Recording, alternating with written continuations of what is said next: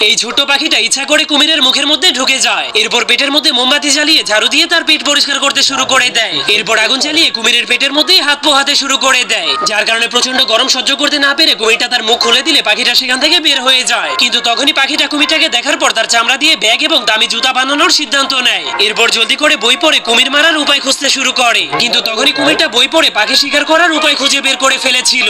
এজন্য সে তার টুপির সাহায্যে একটা নৌকা বানিয়ে সেই নৌকাটাকে তার মাথার উপরে দিয়ে লুকিয়ে পড়ে, আর তার পাশেই একটা ফ্রিতে নৌকায় চড়ার বোর্ড লাগিয়ে দেয়। যা দেখার পর হাঁসটা কোনো কিছু না ভেবেই অনেক খুশি হয়ে সেই নৌকায় চড়ে যায়। এরপর তার মাথায় একটা ছাতা দিয়ে ফ্রিতে নৌকায় চড়ার মজা নিতে শুরু করে। কিন্তু তখনই কুমিরটা তার প্ল্যান অনুযায়ী পাখিটাকে খাওয়ার জন্য উপরে নিয়ে যায়। তখন পাখিটা তার ছাতাটাকে বন্ধ করে নিচে তাকালেই কুমিরের আসল মতলব বুঝে যায়। এজন্য সে জলদি করে জীবন বাঁচানোর জন্য একটা গাছের ডালে নেমে যায়। কিন্তু তখন সেই বোকা কুমিরটা মনে করছিল আজকে সে অনেক মজা করে পাখির মাংস খেতে পারবে। এজন্য সে অনেক খুশি হয়ে যখনই তার মুখ বন্ধ করে হাসতে শুরু করে দেয়, তখনই হঠাৎ করে সে ওই পাখির ফাঁদে আটকা পড়ে উল্টো